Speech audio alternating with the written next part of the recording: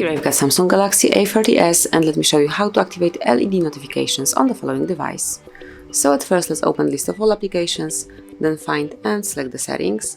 Now locate accessibility and open this tab, and then go to the advanced settings, where you will notice flash notifications. So smoothly click on flash notifications here, and you can activate either camera flash, screen flash, or both of them. So this is the screen flash, this is camera flash. You can check them and you can activate them smoothly by tapping on those switches. So from now on both of them are active, and it will flash the camera light or the screen when you receive notifications on when alarms sound.